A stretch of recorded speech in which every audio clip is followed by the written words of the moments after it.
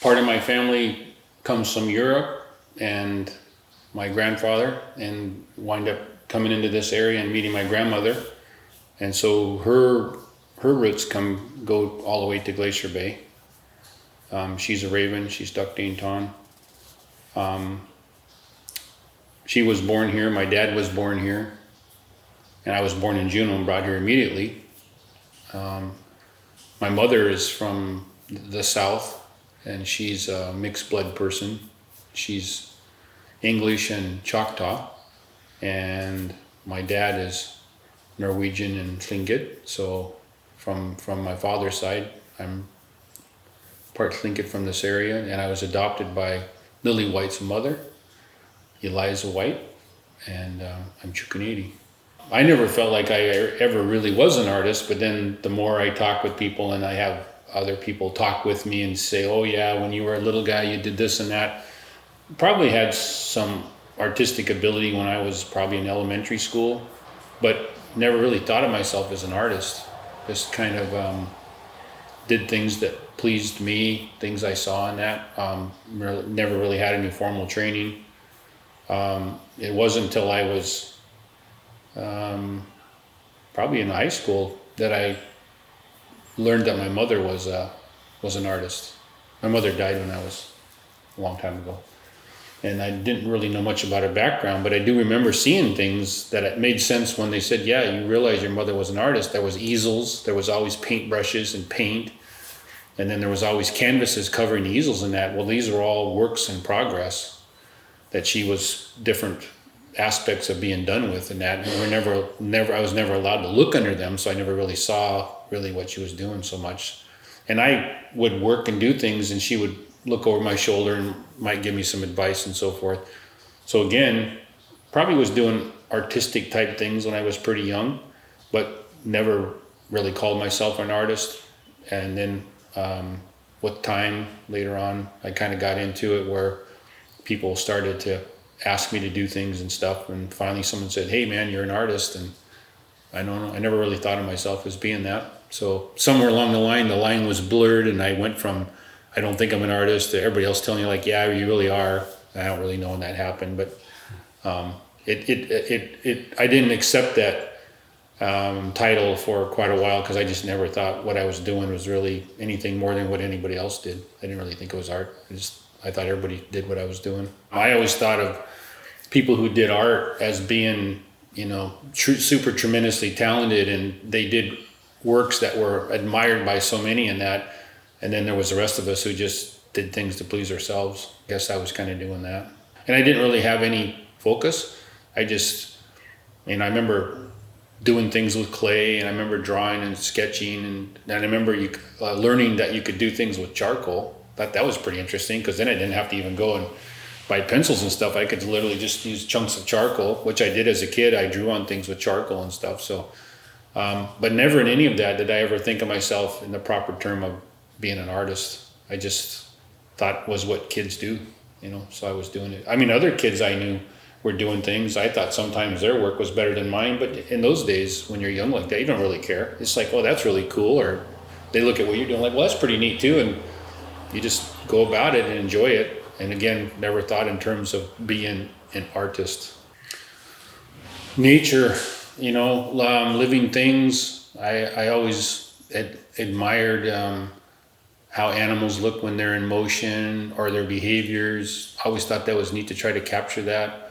And then landscapes, I remember seeing things that I would think to myself, boy, I wish I could draw that. Or if I drew it, I wish I could have. I didn't capture it, but I tried. And I wish I had the skills to capture it in a better way.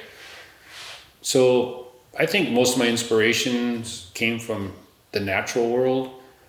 I remember one time in early junior high, we had a teacher who wanted us to explore different things, and one of them was to sketch and see how we did with that, and maybe we had some interest in it.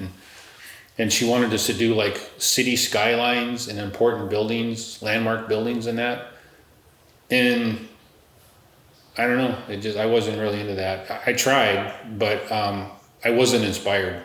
I would rather go out and try to draw, killer whale jumping in the water, or watching a brown bear hunt, or even I remember I went to Lion Country Safari when I was a kid, and watched the lions, and I tried to go home and capture all that. So I wasn't much interested in man-made items and that, but nature was always pretty intriguing to me. So I guess I draw from nature as my inspirations. Interesting, I've been kind of looking at boats and that, and the reason I got to thinking, why is it interest in boats and that, and I get to thinking about that. Boats almost have, like, when they're out of the water, almost have like living shapes to their hulls and that, and so I think that's kind of inspirational. I didn't have that before when I was younger. Boats didn't really influence me much, but now when I see them, especially when they're out of the water, I look at it like, yeah, that you can see how the boat designers copied things they saw in the water, like the shape of the hulls, kind of like shape of a whale body and so forth. So I think it's interesting that it draws me because it has natural world aspects to it, even though it's a man-made item. There's that intrinsic that you wanted to do things artistically, but it wasn't like a driving force. It wasn't until you had somebody that you respected come over to you and tell you, you should really, this is really good. You're really capturing something here I like. What else do you have? And if you don't have anything, he's like, well, let me know the next. I really like to see what you're going to do next. And that for the first time, like, whoa, somebody else besides me wants to look at what I'm doing. And since you respect them, you think, wow, their opinion means something. So then it's like, I'll go try something and see what they think of that. And of course, you seek out those kind of people who are encouraging, and you stay away from the ones like, that's ridiculous. I would never do that again. Don't ever try to draw again. As opposed to like, this is great. I understand what you're trying to do here. Do some more and so forth. So, I think that particular direction came when there was encouragement from people I respected, who I thought never even paid attention to what I was doing. They just, but one day they look over your shoulder like, I really like what you're doing right there. And then you kind of, for the first time, recognize, wow, someone actually notices me and recognizes what I'm doing and appreciates it.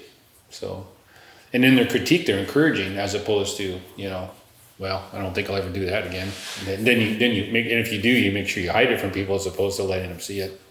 So it was good to have those people in the beginning, because I think I've met people I think who are very talented and they didn't have that, and so they kind of took their talents underground and they wouldn't share with anybody because they didn't want to be discouraged, even though they enjoyed doing it. They thought, I do respect these people and they don't like it, so therefore I'll just do it in secret or choose not to do it at all. In fact, I think there's a lot of talented people walking around that can do amazing things, but they didn't have that right set of circumstances that was encouraging in the beginning, which is so important. I think it takes a special person to move through the criticisms regardless and carry on. That I think that's the rare person that this drives me. I don't care what anybody's telling me. I'm going to see through that and I'm going to continue to do it. And they wind up becoming, prominent or whatever. But I think those are pretty rare. Right? I think people get discouraged from people they think a lot of, and in return, the people they think a lot of don't think too much of what they're doing. And the first person that really was encouraging me in art, especially in native art, because the art I was doing up to that point was everything but native art, because I just had no way to understand it. And so was David Williams Sr., and I think I was in 7th grade. So it would have been like, 1970, 69 or something like that. So he was a very kind person. He got, we had boys shop class, and this was part of the shop class, was to learn to come up with some ideas for maybe some Northwest Coast designs in that. And he was real encouraging, which that's why I was saying how lucky I was to have someone like him, because he could critique your work, but he was very encouraging. You can build on this, it wouldn't take much for you to do this direction, or this gives you a basis to do all of that. So it was good to have him. And then other old timers came along after him, but he always kind of was an influence to us at that age up until when he passed. He'd always kind of kept track of what we're doing. I wasn't doing anything commercially I mean, I wasn't selling anything, but I remember drawing and trying to do different things he has suggested to do.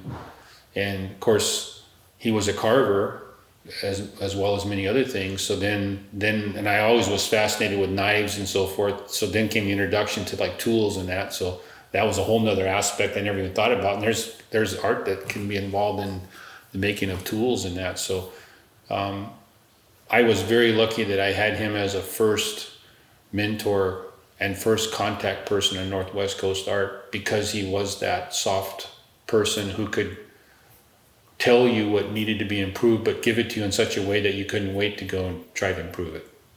He was very soft that way. And I've met so many that are not.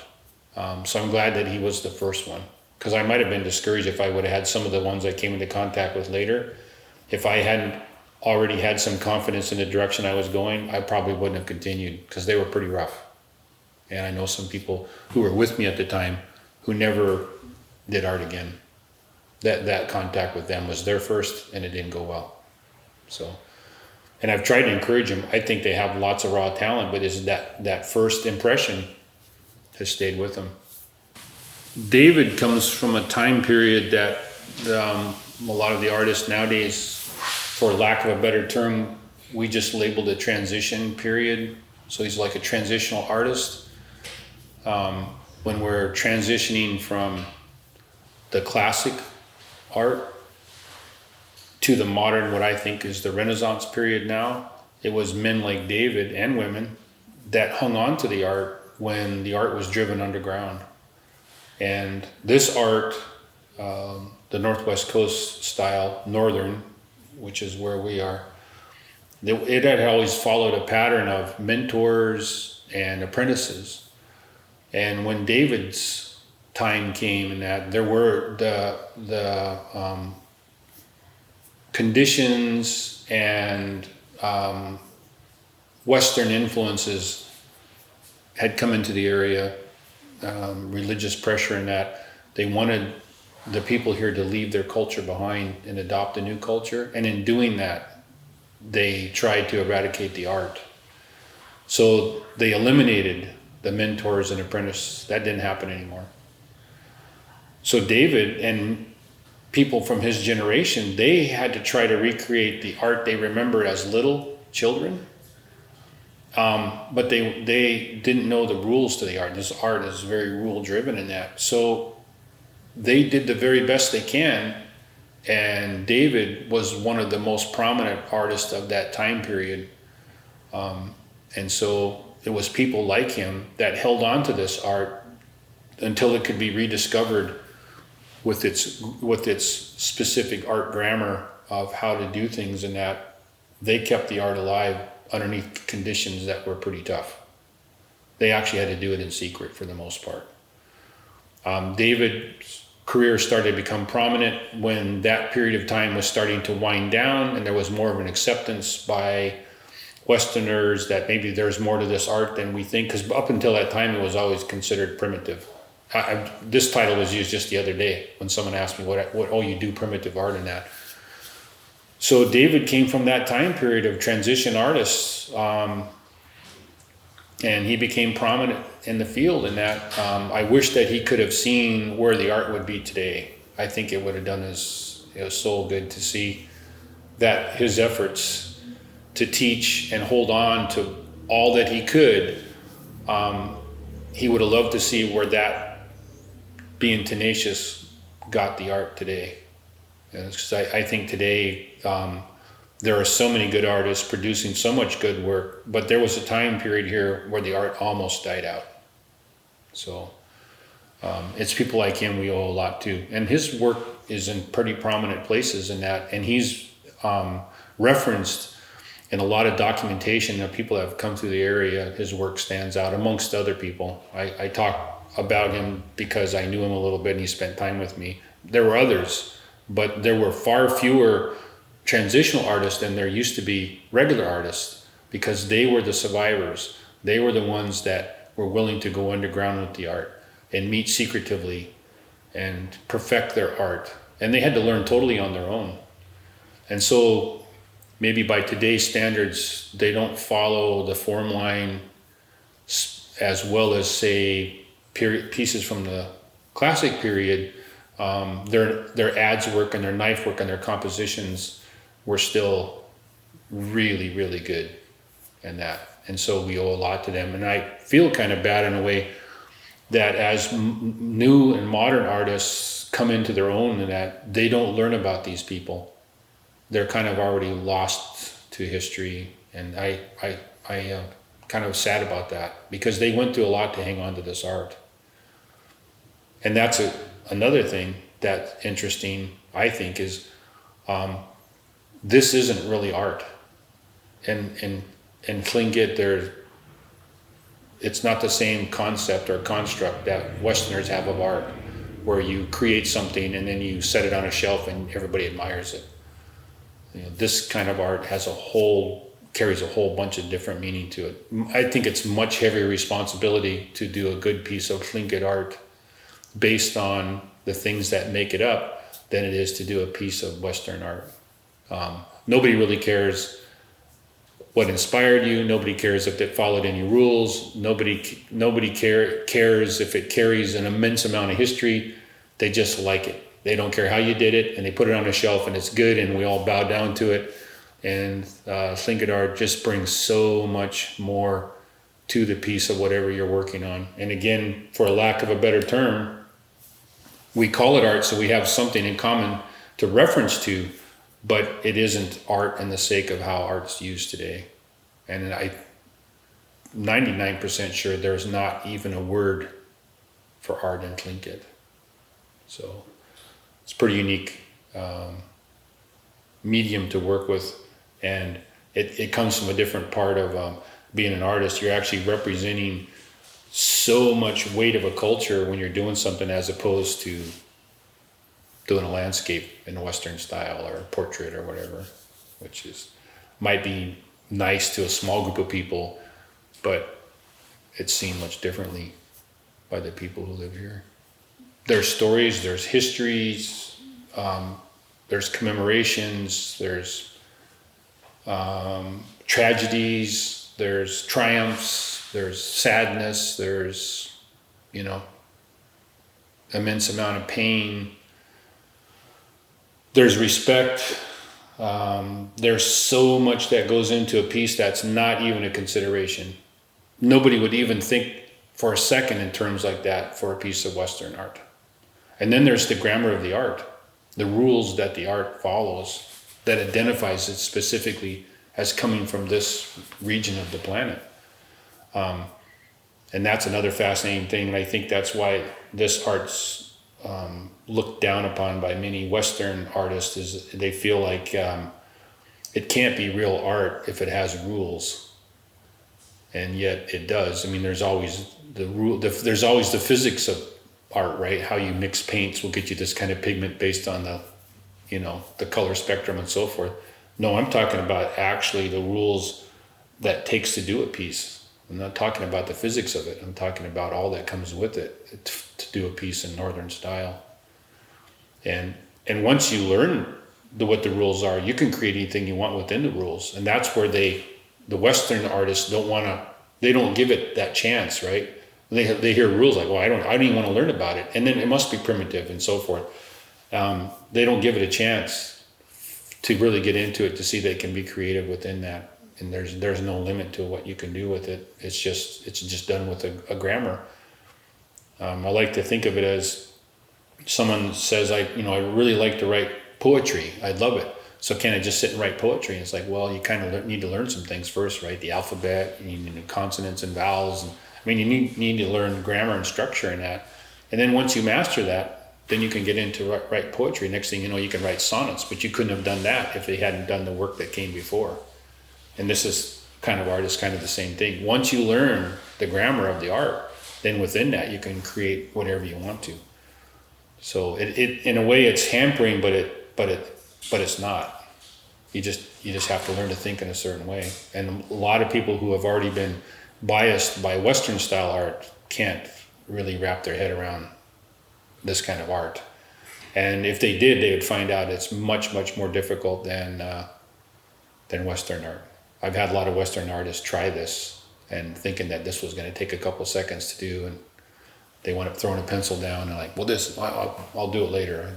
I'm not able to hook up with this today or whatever. So it's harder and it takes training, and that's why they had the system they had, where the young people would work behind the older master artists, and they would work with you until they felt like you were a part of your career where you could go out on your own. And their apprenticeships were long. They weren't like 1 or 2 years. You actually had to stay with it for many, many years before you were considered able to go out and do what they thought was acceptable work. There's a why to almost everything that you do in this art. There's a why to it. You know, it has to be done this way. Why? Because this has to carry a certain weight, a certain direction, or whatever. But once you figure that all out, then it all makes sense in that. And the sad part about it is so much has been lost that for everything we do, we don't have Tlingit terms for things anymore. Like, you know, the typical salmon trout's head that's referred to all the time. That's not the Tlingit word for it. That word's been lost a long time ago. Well, everything we do within it, those specific terms in that, they're gone now. So we have to give them these Western names so we have, again, a point of reference. So that shows you how close it almost died out. I mean, when you actually lose the terms to reference what you're drawing, those are gone now. So we were close to losing it all. So luckily we have what we have, but we don't have the words for it. At least not what the experts can agree to, what certain things are called, or a technique to do this, or how you balance that, or whatever. As far as I know, there isn't terms for it. It's the old pieces. It's the things in the museums. And I know that, and I agree, I understand it, but I also see the other side of it. You know, so much was lost to museums and collectors, but then again, it also gives us ability to look in the past. These pieces, if they were left in their natural places, they would be gone by now, right? They would have rotted away, and that was a concept that the people had no problem with. You didn't pick up a piece and erect it and think in 1,000 years somebody will come and look at this. No, you put up the piece outside. Nature took it back, and when it did, you either replaced it with a different piece, and if you like that one so much, then you commission another piece to be similar to it. But that piece, once it's put up, you just let nature take it back.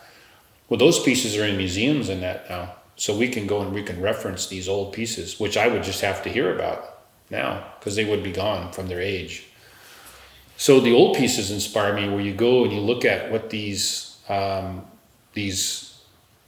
of a better term artists, they created these things, and we still to this day just don't know how they did it. The talent is so heavy in these pieces that, you know, it's inspiring to see what they've done. They did it, and a lot of times in a much quicker fashion that anybody can do it today, and they didn't have any of the same tools, and they of course had no power tools. And they're muscling these pieces around, and then they were creating these pieces that were so fantastically aesthetic that they inspire me. So I'm always holding that up, saying I'm trying to get there. And so you make attempts at it. Don't know, I'm sure I will never get there, but that's what inspires me to keep improving a piece, whatever it is I'm working on, or whatever medium I'm in. And you look at it like, yeah, this is okay, but I could see how I would improve it, especially if you take it in and look at how an old master would have done something like, yeah, I need a lot more work. And so then you plan on putting what you learned or something you've seen different. I'm going to try to put that in my next piece. So the old pieces inspire me. I hope to someday even approach what the old timers were doing. So. Yeah, and again, because of the time, a lot of these pieces that are prominent, the artists' names have been lost. We don't even know who to give credit to. There's just these wonderful pieces, and we know basically a time period they came from. We may know the clan the artist is from, but we don't know the artist's name a lot of the time, which is, you know, it'd be good if we did, because you'd like to give credit due where it's due. I mean, these people have done, not just men, women too, done amazing pieces, and it's just on sheer talent, and their names are lost forever now. So, but their pieces are still here. For me, the most important artist tool I have is a pencil. I do know that a lot of the prominent pieces that we think so much of, the old artists didn't have to draw them out. They just did it. And I can tell you I'm not there yet. So I do a lot of sketching and trying to get ideas. And so I always have a pencil and something. It doesn't matter what it is. I can draw on wood, I can draw on hide or paper, doesn't matter. But I always try to get an idea and then try to work on the idea with a pencil until I can start to see what I can do with it in that. And so everything with me starts with a pencil. And I have for instance, David Williams could pick up a piece of wood with no marks on it and start to carve in and pull the face out of a piece of wood in a short amount of time with no pencil marks, and have things in proportion, and things would be straight. And I'm not there. So the pencil and something to draw on are my most important tool. Nothing's, and what I do starts without that. So that's my go-to thing. And carving,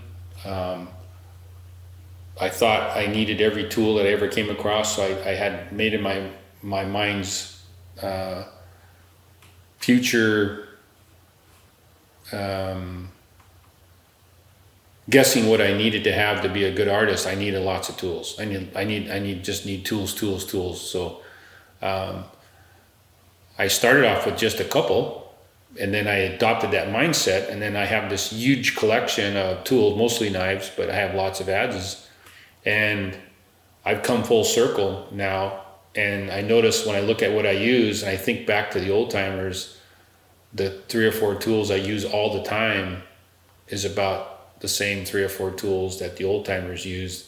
And they would just smile when I'd show them, look, I bought this tool, or I made this tool, and I'd put it in the pile, and they'd just smile. And then I'd show them, oh, I did this tool, and they'd put it in the pile.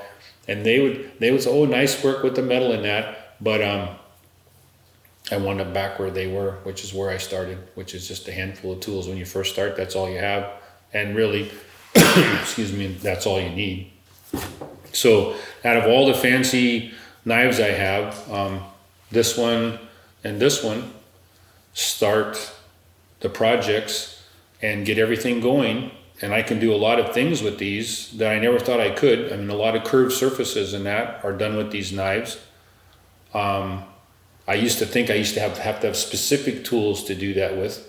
But I find that most of all the curved surfaces here I can do with these straight knives. And so I can get away from having to have every shape of knife known to mankind, and everything from contouring a surface to actually cutting in the small details can all be done with this knife, or a little bit longer, a little bit more pointing one. I can get some reach with it. Everything from the eyes on this thing to the lip lines, the teeth and the nostril lines and so forth. And even the nostrils themselves can be cut with these straight knives. And then, of course, we do have to have curved knives. And I did not know as a young artist that to get the things you needed, that you would have to make them themselves. I didn't come along until I was probably in my late teens, that you wind up having to become an inadvertent metal worker. So you make your own tools, and usually you wind up coming up with an idea where, you know, maybe using a straight knife, if I had just a little bit of some difference in the blade, I could get a certain technique to work. Well, when you get the basics of how to make tools, then really if you need it, you go and make it. And so I do have bent knives, and they're used in special instances. So for instance, on this carving, I could come and try to cut this in, and I could probably get it pretty well with a straight knife. or I could just make a blade that can come in here, and I can just, with a couple of cuts, I can just take it right out simply. So possible with this one, expedited and quicker and maybe a little cleaner with this one. And this one, for those that may know what they're looking at here, this is a reverse bevel knife, and it has a curve to it that gets tighter as you go down the blade. So it starts with a shallow curve and gets steeper as you get near the tip, and that gives a person a lot of different variation on curved surfaces, how you want to apply this one particular blade to. And so, and the reverse bevel is, we had to rediscover this as modern artists, but the old timers were using this, and we didn't notice, or we didn't think it was important, but most of the time the bevel's put on this side. And when you go to make sharp turns, the cut would chatter as you come around a turn in that, and then we'd have to come in and we'd have to clean that all up in that. And then finally, someone looking at an older blade said, well, this one's a little bit different. And then as they copied that and made it into a modern tool, they go, I don't know why it's different. And they come around a turn like that, and because of the reverse radius, it takes the chatter out of the blade, and you're just able to come right around the end grain, and the piece comes out and it's nice and smooth. It's like, well, the old timers were doing it the whole time. We just didn't pay attention to these little subtle differences they'd already figured out. So tool-wise, the most important tool, pencil. And for carving, to get things started, is really a straight knife, and then the curved knives come into play afterwards. So, and that helps clean things up.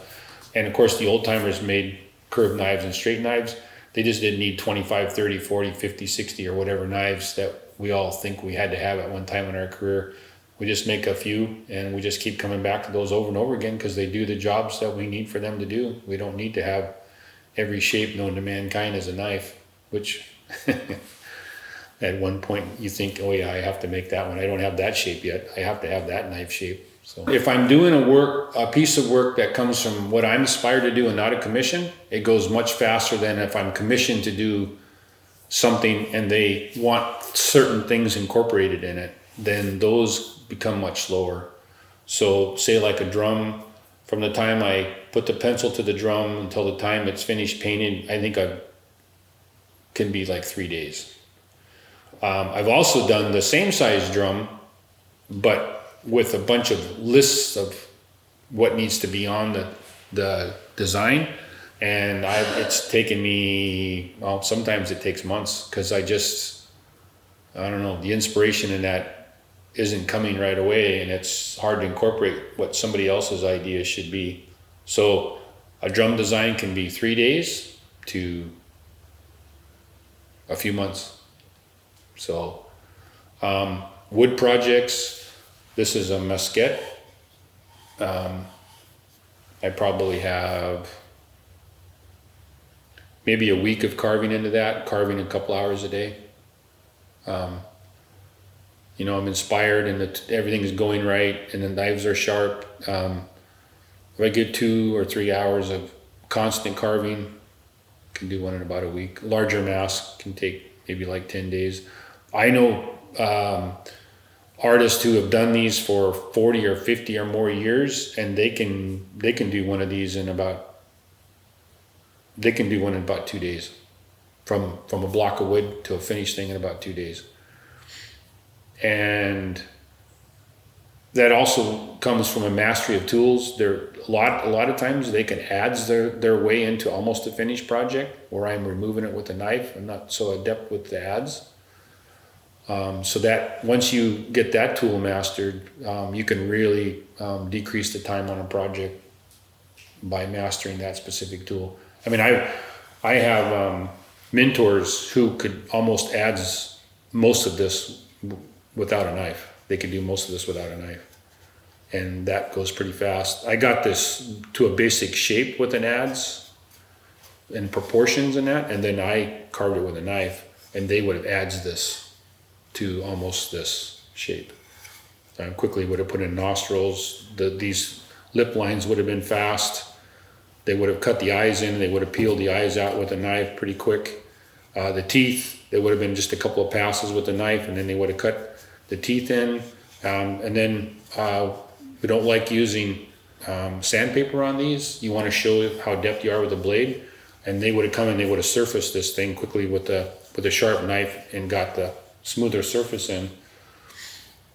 And so, yeah, 2 days from a block of alder to a finished product, and they probably could have painted it in a couple hours. So there's white, and of course totems and that take, a longer period of time to do those. So, I mean, they can be months for that. And then anything in between, I mean, smaller projects like the wooden spoon ladle there, that can be done pretty quickly, maybe in a day or so. And then a spoon of a different design. This is one from horn, and it requires a lot more stuff that's made from horn, so there's a lot more that goes into getting this shape in that than it does to remove wood in that.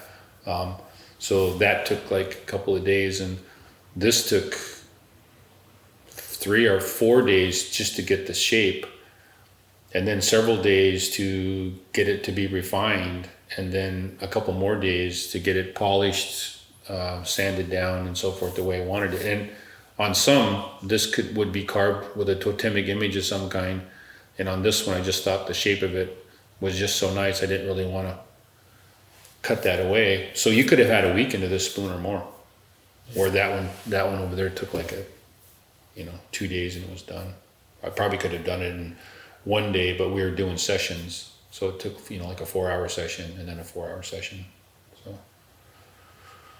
and that, by the way, is the first piece I ever carved, is the wood one there. So it's kind of a and you look back on those things and say, yeah, I got lots of work to do, but it was a beginning, and again, for a small project, you learn so much on a small project. So, and we had an excellent instructor at that time for that. Another very old guy, but a really good instructor, and proportionally, it came out the way I wanted it. The details didn't, but then that's where the learning comes in. Projects I'm working on now. And this kind of relates to what I was talking about with the pencil lines and that. This is a drum, and I have about half the design there. And it's going to be lovebirds. So I have to lay out the second part of this before it can be painted. So this is a project, a commission project. So this is one. I'm doing a canoe designs for HIA that'll go on the canoes, so that will be another project that I'm working on. I have to do a couple more designs so they can become into prints, and so those don't even exist yet. So I'm thinking about what that's going to be, and then I'll start with a bear drum that we make. I'll start in with kind of how I want it to go, but I haven't even decided on the animal yet. I'm thinking it's going to be a shark. So, but they're orders that have come up that we have to fill. So the printmaker has called for those now. I'm ready to accept, your designs. So I have to get those done. There's some painting that has to be done. I would say that any one time there's at least 5 or 6 projects. I try not to let that get too big. Of work that has to be finished, small projects and large projects. I have a log in the yard that's going to become a totem. I'm in the process of getting that ready for design layout.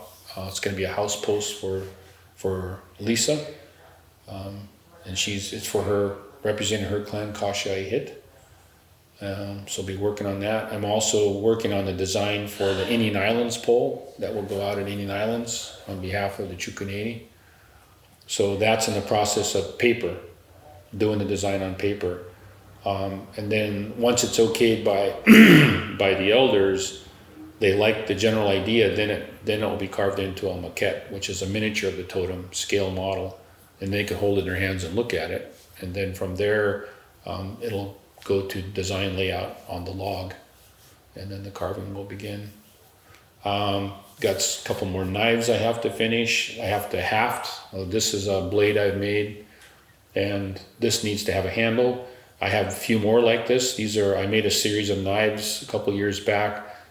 They need to get into handles because there's some places I'm going to need this particular type of knife, and a couple other ones I have, I'm going to need those on a job.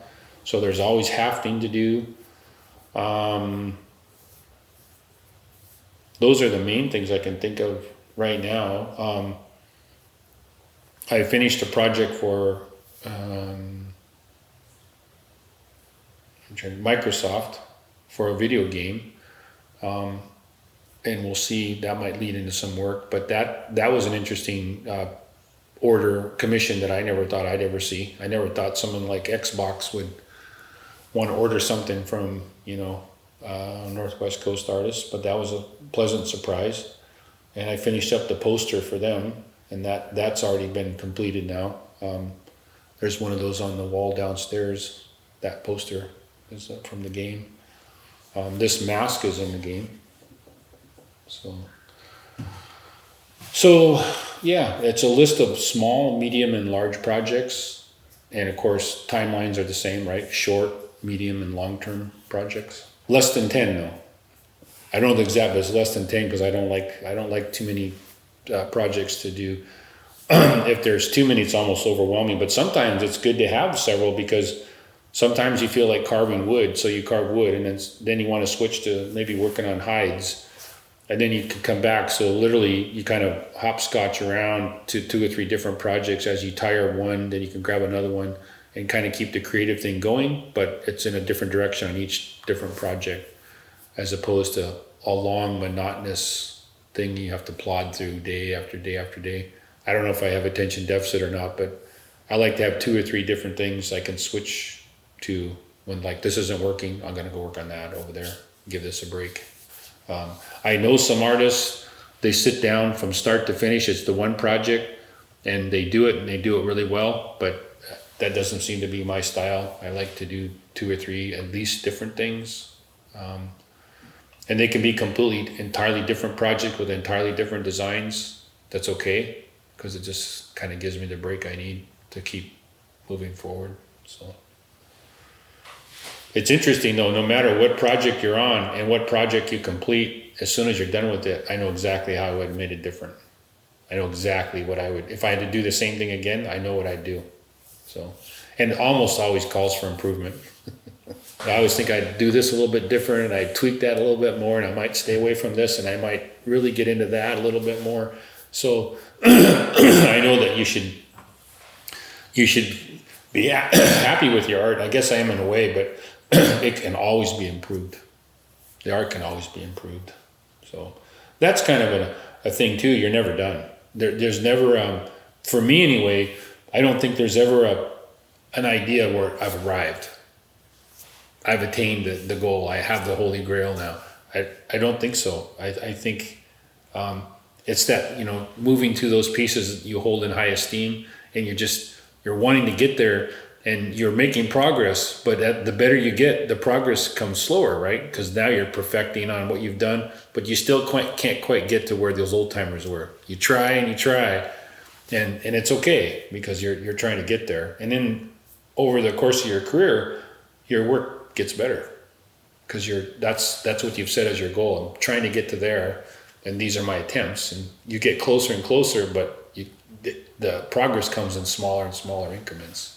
So many people find that frustrating. I think it's kind of cool. So, and then it's always good to look back to, this is where I came from, this is where I am, and there's where I hope to go, and you are creating things that other people like, they like it because they like it. And so maybe I would change a lot. Well, I don't think I'd ever do that again, but they say, but I really like it. It's like that, and that's fine. That's good. Yeah. I don't think I'm a mentor because I don't ever have one person that like just really, gets involved. But, I do teach every chance I get, and that's kind of one of the responsibilities the old timers, when they would see that you're kind of getting invested in learning this, that you make a commitment, that you realize whatever you learn and whatever you're taught, you don't own it. And so as a young guy, you're sitting there pondering that, your job when you have a chance to teach is you pass on what you know, because we don't want to ever see that ever happen again, where the art almost gets lost for whatever reasons we can't anticipate. So I try to teach whenever I can.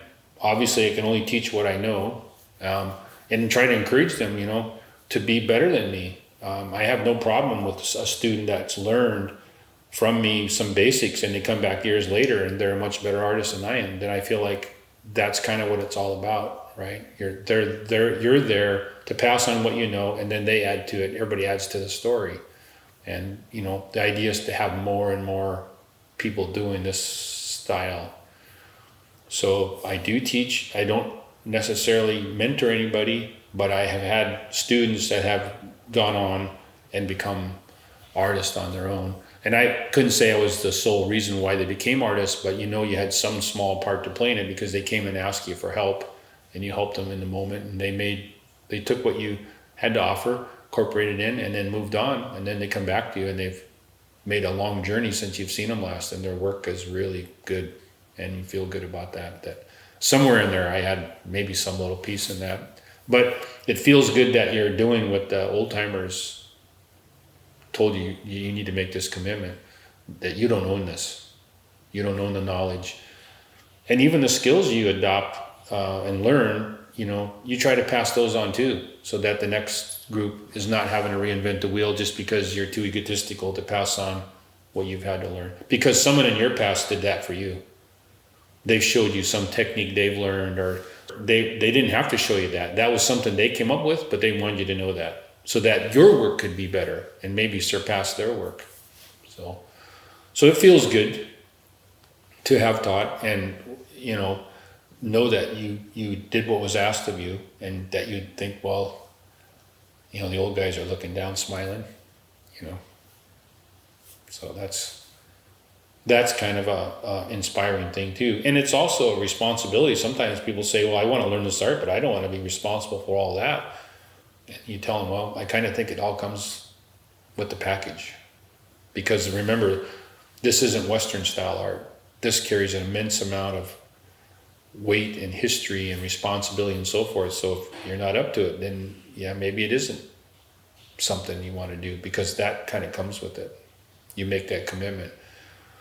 And that's another thing that you notice when you do I do Western style art too, but Western style art doesn't come with any of that.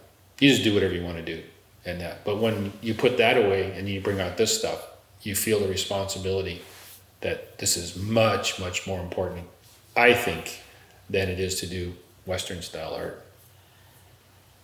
This drum there painted is actually recognizing the influence that David Williams had on me. And so most of the time drums get a name. That particular drum, the name of it is In the Presence of Our Ancestors. And it's a tribute drum to David Williams Sr. And so he was Chukanady, and their crest is a bear.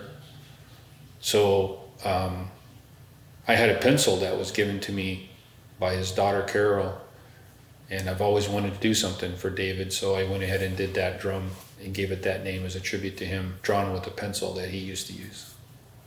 So, and again, that design carried weight with me. I wanted it to come across in a certain way, and one of the things David liked to do was to sit with you. He'd sit down with you, and that. And I thought, well, I'd want to do the bear kneeling and that. So the name of the drum is In the Presence of Our Ancestors. Well, obviously David Williams. There was Lonnie Houston Sr., the Marx brothers. And then there were people who did carving. They did artwork in that, but they actually went in to become like boat builders in that. So like John Lawson, I didn't know him, but I saw his work in that. Again, they're working with wood, and he was a boat builder. I remember Emma Mieta as a weaver, her work. I was just a little tiny guy, but I mean, I always remembered the baskets and things my relatives had. I guess my great grandmother was a well-known basket maker in woven spruce root. Of course, she was gone before I was born, but I got to see some of her work. So, and then there's some pieces by, we don't know the artist, they're from Hoonah, and we look at them and say, wow, this is outstanding. But we don't know, we just know it's from Hoonah, and I think that in a way, again, it's kind of sad that we can't attribute that piece to a person who took the time to create this wonderful piece. We just know it's from Hoonah. And so the work I'm doing with Huna Heritage Foundation, doing research in that, I come across pieces like that where the only attribution is it's from Hoonah, and maybe the year they collected it, but not the artist. So there's a lot of shamanic pieces in here that I think are pretty fantastic. There's a mask that was taken from this area that even the top carvers of today, I don't think could capture that particular piece. They might be able to put the design together, but how it came together, the composition of it is so superior, and there's no attribute to it. It just says from Hoonah.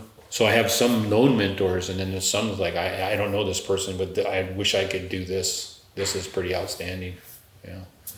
And sometimes we don't even know, I'd say most of the time we don't know an unknown artist if they were a male or a female. So it's not even like, maybe they're my uncle. You don't even know that. Maybe they're your aunt. You are in some way, knowing their gender you might feel some connection to them, and we literally don't know that either. It's just a wonderful piece, and it's from Hoonah. So, and of course there's other pieces from other towns in that, but it's always cool to have something that was made from here you can kind of identify with. Somehow your ancestors had something to do with it, if it came from here. Maybe from someplace else, I'm not sure we have a connection, but from here, the way just the community's related, pretty sure that somehow my relatives somewhere, so many years back, had something to do with this. Yeah. So, and then that's an interesting thing too, to think that while you're doing this, I'm pretty sure that most Western style artists don't feel like the ancestors are watching what they do. And I can't think of a time that I don't feel that when I do this kind of art. They're watching. Yeah.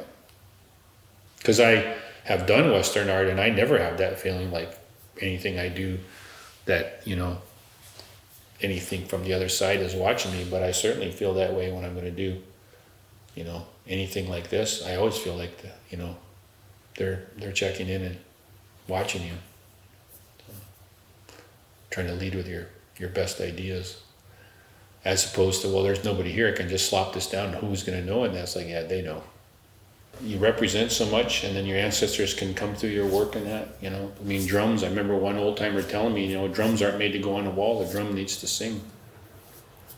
And it's not something to be admired, it's something to be used in daily life, and it's used for song and dance and that. So that always stuck with me. The drums, they have to sing. I think we're in a Renaissance period with the book by Bill Holm, where he kind of rediscovered the grammar of the art. I think the art has gotten, it resembles the old period, the old classic period, where we think that was, the zenith of Northwest Coast art, Northern style, which is where we're at, Tlingit. We have artists that are approaching that again, and so we've managed to move on from the transition period where those artists held on to the art, even though there wasn't a specific training. Now we have enough pieces, and there's enough information available we can learn from museum pieces and that, and we understand how things go together composition-wise by Bill Holmes' book, Analysis of Form. And I think the art is better, and there's more of it. I remember, the first celebration, I think it was in '82. But I remember going to it and thinking there was a few pieces that were out, and they're almost always old, but they weren't the classic period. They were, most of the time, they were from 1900 to maybe the 1960s. Now you go to Celebration and the work is incredible, and the art's gotten better, and there's more artists. They're putting out prodigious quantities of art. Weavers and painters and sculptors and formline artists and drum makers, and it's we're in a Renaissance period. I think that the old timers looking down would make them smile to see where the art has gone, where they thought that it had peaked in the mid 1800s and then almost fell off the face of the earth in the 1900s to say like 1960s to where it is today. We're there, we almost lost it, and we're kind of getting back there again. So there's more people that are good artists, and there's more people that are good artists that are teaching. So I think we're in a pretty good place with the art. We have modernists that kind of take the concept of the art grammar of the old pieces and they've done modern twist to it, and I think that's pretty important that people push the envelope. Obviously the art that we consider the classic art had changed through time to become the classic art, so we always had artists pushing the envelope then, and we have artists pushing the envelope now, and some of their pieces are interesting and dynamic. I like doing what I'm doing because I don't want to ever see the old stuff get minimized to the point where we don't, it's not important anymore. And I still think alongside some of the modern art, those pieces from the classic period that we think are so monumentally important and so well done, even against the new piece, they're still outstanding. So I have nothing against where the art's going. It is going in different directions, but there are a few of us around that are trying to do the classic information and that, and form lines and so forth, rules. So the art is doing what art does. It's evolving, and there's more people that are doing it. And the other thing too is I think there, for the first time, there is a group of people now that appreciate it that may not be indigenous. They didn't grow up with it, but they're learning and to appreciate it, and so that inspires artists to think, not only does my art count to the people that I'm related to and from the area I'm from, but it's actually being recognized around the world as an outstanding art form. And I think it's moving away from that label of primitive art. I hope so, because I think in no way is it primitive at all, but the art is changing. And that, so I'm not sure if anybody else would call it the Renaissance period, but when I look at where it was and then what became of it and where it's at now, I feel like that we're in that, like a Renaissance period. It's a good time for the art. I'm sure that the linguists that teach language in that Tlingit language wishes that the language was in the same shape that the art's in today. So, and it's not to say they won't get there, but we've been very lucky that circumstances have unfolded that the art is where it is, and that there were some very tenacious people that would just not let it go. So, yeah, I think we're in a good place with it. I mean, I never in my childhood or even young adulthood ever would have thought that there's going to be an actual Northwest Coast art school in Juneau, where there's an entire structure with instructors in it that can take you through every medium using the old classic styles and that. I never thought that would happen, and yet there it is, just being built in Juneau right now. So I'm hoping the same thing happens for the language. In Europe, I was surprised in traveling around Europe, Northwest Coast art is kind of becoming vogue over there, and when people find out you're from this area, they're real interested. They have questions for it. They find out you can do the art. I mean, you'll have people flock around and like, can you just draw me something, give me some idea, and then you sketch out something really quick, and they're really drawn to the power of the form line. And I've had a lot of different people come and ask similar types of questions in that. And when we talk about why are you so interested in this, almost always they have some background in graphic design, and they try so hard with software to produce these kind of form lines and stuff that it just shocks them that there's an entire art form that's based just on form line. And they're just, what software do you use? I have this and I can't get these things to turn out like this. What's the secret and all that stuff? And it's like, then you show them the pencil, right? The most important tool. It's like, well, and then of course it has to come out of your mind, but it actually is something that is desired by modern artists. They want that bold patterns that you see in form line when it's done correctly. That just really attracts them. And then you ask them, so what do you do for a living in that? Well, I'm a graphic designer, and I'm just working so hard to get my stuff to look like that. So that's kind of inspiring, Again, I think the ancestors, they get kind of a short little smile, like, yeah, primitive, right? As you learn the grammar, then those things like composition and balance come in. That's a whole nother critter. You can be absolutely adept at the rules, but if you don't have an eye for the balance and composition, it just doesn't carry that power that these old pieces, you hold them up like, just this thing just moves me, this piece is just powerful. Well, that's the other side of it. That's all creativity. That's all. And there's no shortcut. In fact, that's harder to learn than the grammar. The grammar you can do over and over and over until you get it, you know the rule. But the composition and the balance, that's where it's all creativity. That's really where the artist part comes in. And that's why those old pieces are so good, because their balance and composition was just right on, just spot on. And I don't think they got shortcuts either. I think they just had to do it and do it and do it, and they persevered, and they weren't going to give up. They knew what they were going for, and they went till they got it. And of course, then you would, as an artist, you would expect your apprentices, that's the direction you want them to go. So again, you're passing it on to them. And of course, the idea is you want them to even be better than you. And so by the time we get to the mid 1800s, which is, again, the classic period, we just had these artists that just were producing these pieces that were just super outstanding.